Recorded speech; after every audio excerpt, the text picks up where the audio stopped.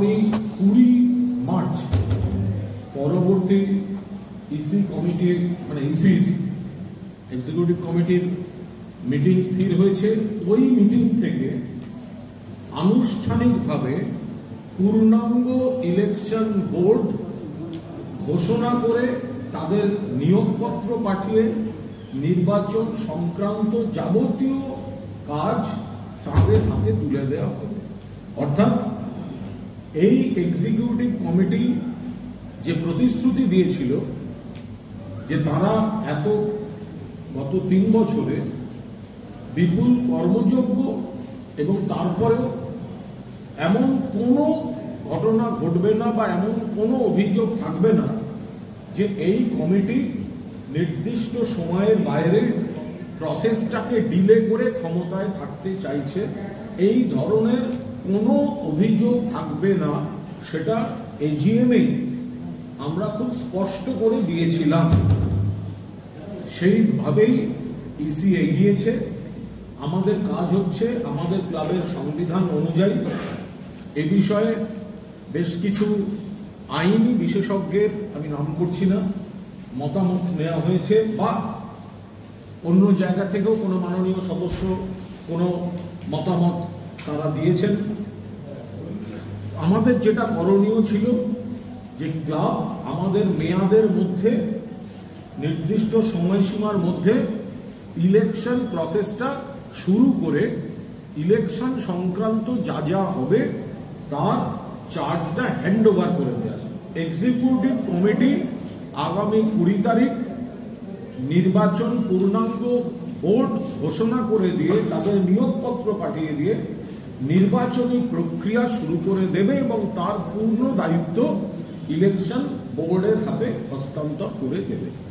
এটা হচ্ছে ওনারাই তো তাহলে ডেট ডিসাইড করবে, ইলেকশন কবে হবে, কবে হবে, কিভাবে হবে এ সংক্রান্ত কোনো বিষয়ে ইসি হস্তক্ষেপ করবে না। এ সংক্রান্ত আমাদের যা যা নিয়ম কানুন আছে, যার যা বক্তব্য আমাদের কাছে এসেছে, সেগুলো আমরা বিচারপতি অবসরপ্রাপ্ত মহামান্য অসীম রায়, যেহেতু উনি ইলেকশন বোর্ডটা হেড করবেন, তার হাতে আমরা তুলে দেব এবং ইলেকশন কি প্রসেসে হবে, ইলেকশন কবে হবে, এর পূর্ণ স্বাধীনতা এবং পূর্ণ সিদ্ধান্ত, পূর্ণ অধিকার অসীম রায়ের নেতৃত্বে ওই কমিটির বাকি সদস্যদের নাম এবং ক্লাবের তরফ থেকে আনুষ্ঠানিক তাদেরকে যে অ্যাপয়েন্টমেন্ট, সেটা আগামী 20 তারিখ করে দেওয়া হবে। ওপিনিয়ন এসছে, এবার এই ওপিনিয়নগুলো আমরা 20 মার্চ হ্যান্ড ওভার করে দেবো টু দি ইলেকশন বোর্ড। বিভিন্ন জায়গা থেকে একাধিক জায়গা থেকে ওপিনিয়ন এসছে।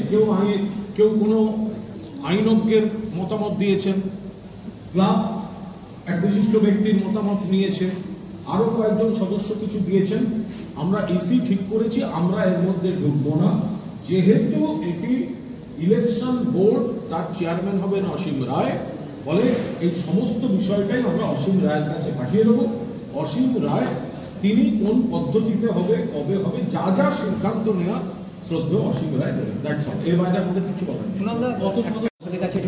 দেখুন, শুধু আপনি যদি 3 বার ভারত সেরা দেখেন তাহলে আমি মনে করি ওটা অত্যন্ত কম, কারণ আমরা 3 বার ভারত সেরা হয়েছি ফুটবলে, 22 বছর পরে হকি খেলতে নেমে হকি চ্যাম্পিয়ন হয়েছি, অ্যাথলেটিক্সে 27 বছর পরে স্টেট চ্যাম্পিয়ন হয়েছি।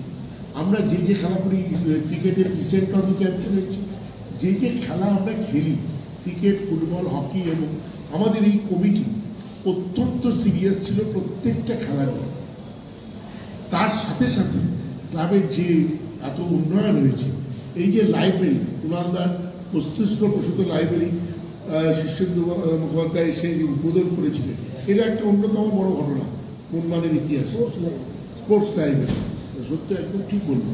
তো নানা রকমের কর্মকাণ্ড হয়েছে, যেগুলো লুকানোর কোনো ব্যাপার নেই, সবার সামনে আছে, এগুলো অত্যন্ত বড়। তবে আমরা ফুটবল ওরিয়েন্টেড মেনলি ক্লাব, আমার মনে হয় এই সাফল্য ঈর্ষণীয় সাফল্য কোনো কমিটির জন্য। আগেও কোনো কমিটি, আমি এত বছর ধরে মনমোহনের সঙ্গে জড়িত আছি, কোনো কমিটির জন্য এই সাফল্য ঈর্ষণীয় সাফল্য।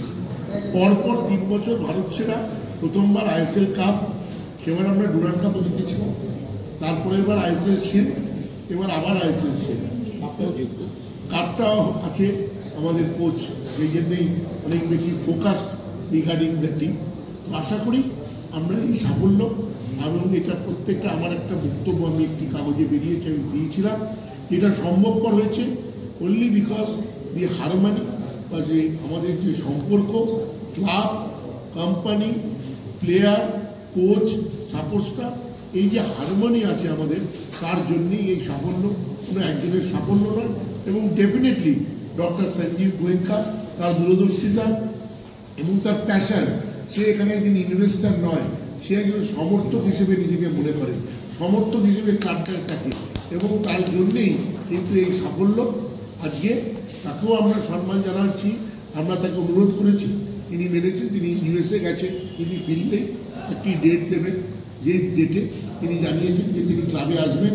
আমরা অনুরোধ করেছি যে শিল্ড আপনি সাথে করে নিয়ে আসুন, উনি হেসেছেন, উনি বলেছেন ঠিক আছে আমি ফিরে, তো শিল্ড এসে যাবে ক্লাবে, তবে মিস্টার ডক্টর গোয়েঙ্কাকে আনা আমরা সব রকম করছি, এবং উনিও আসবেন। একটু আগে মিটিং শেষ হওয়ার একটু আগে আমরা মাননীয় মুখ্যমন্ত্রীর অফিস থেকে আমি ফোন পাই, উনি মাননীয় মুখ্যমন্ত্রী আমাদের অভিনন্দন প্রকাশ জানিয়েছেন, এবং অভিনন্দন বার্তা লোকের মাধ্যমে একটু পরেই ক্লাবে এসে পৌঁছচ্ছে। সময় চাই, মোহনবাগানের গোটা পরিবার চায় যে ময়দানে একটা আমাদের আগে মানুষরা যখন পুরো দামে খেলেছে সত্যদাদা, যে তিন প্রধান মোহনবাগান, ইস্টবেঙ্গল, মোহামেডান, সবাই থাকুক, যেটা সবাই চায়। ইস্টবেঙ্গল না থাকলে মোহনবাগান সাফল্যটা পুরো এনজয় করা যাবে। আবার এটাও ঠিক, ওদের হারিয়ে যা মজা, ওরা হারলে যা মজা, সেটা তো অন্য কেউ হলে হবে না। কারণ ওরা কেন, ওরা কয়েক বছর ধরে তারা নাকি স্পন্সর পায় না, স্পন্সর এলে 2 বছর অন্তর ঝগড়া করে, ওদের নাকি টিম করতে পারে না, ওদের প্রবলেম, আমরা কি করি? আরেকটা জিনিস আপনাদের জানিয়ে, কিন্তু খুব স্বাভাবিক ব্যাপার, এবং কোথাও না কোথাও একটা ভারতবর্ষ, ভারতের স্বার্থ, ভারতের জাতীয়তাবাদের সঙ্গে মোহনবাগান নামটা ওতপ্রোতভাবে যুক্ত। তো ফলে 1911 যদি প্রতীক হয়ে থাকে, তাহলে পরের বার শিল্ড জেতা 1947, সে বছর হচ্ছে ভারতবর্ষের স্বাধীনতা। ফলে ইন্ডিয়া জেতে, মোহনবাগানও জেতে, তো এরকম একটা এটা চলে আসছে, এবং বারবার বারবার বারবার এটা একটা প্রতিধ্বনিত হচ্ছে, যেখানে কোথাও না কোথাও একটা ভারতবর্ষের আত্মার সঙ্গে মোহনবাগানের আত্মার একটা সম্পর্ক রয়েছে। কিন্তু দিনের পর বিশালভাবে করে জানাচ্ছি। এখানে আরেকটা আপনাদেরকে ঘোষণা আছে, সেটা হচ্ছে যে আপনারা হয়তো দেখতে পারেন এখনো গিয়ে, গত 30 বছরে যা হয়নি এই কমিটি সেই কাজে হাত দিয়েছিল, সেটা হচ্ছে মালিদের ঘর। আপনারা গিয়ে দেখতে পারেন, খুব সুন্দরভাবে আমরা বানানোর চেষ্টা করেছি। সেইটার উদ্বোধনও আমরা 20 মার্চ করব, বিকেল 4টে, আর আমাদের কার্যকরী কমিটির মিটিং হবে বিকেল 5টায়। তো আপনাদের অনুরোধ করছি সেটাকে কাভার করার জন্য। আর কমিটি যেটা সিদ্ধান্ত নিয়েছে, ওই ভবনটির নাম হবে আমাদের বহুদিনের মালিক ভাসিয়া মালির নামে, নাম হবে ভাসিয়া মালি ভবন। এই নামেই ওই ভবনটার নামকরণ হবে, এবং মালিরা ওই ভবনটা থাকবে। এটা আজকের একটি বিশেষ সিদ্ধান্ত। আমরা যেরকম 1911 মূর্তি করেছি, আমরা যেরকম ঋণ বসিয়েছি, আমি মনে করি যাদের জন্যে ক্লাব, কেন ঘাস যদি ওরা না গজায় তাহলে কিন্তু কোনো খেলাই সেখানে সম্ভব নয়। সেই মালিদের ক্ষেত্রে এত বছরে কেউ সেইভাবে দেখাশোনা করেনি, তাদের জন্য এই ভবনটা আমরা তৈরি করার সিদ্ধান্ত নিয়েছি। আপনারা দেখতে পারেন এটা তো কোনো লুকোনো জিনিস নয়, পিছনেই তৈরি হচ্ছে, এবং সেটার উদ্বোধন ওই 20 মার্চে চেষ্টা করছি। আমরা প্রাক্তন প্লেয়াররা থাকবে, ক্রিকেটারও থাকবে, ফুটবলাররাও থাকবে প্রাক্তন, যারা সবাই মিলে ওটা। কুণালদাও বলছিলেন 3 বছরের কমিটির কথা, তো আপনাদের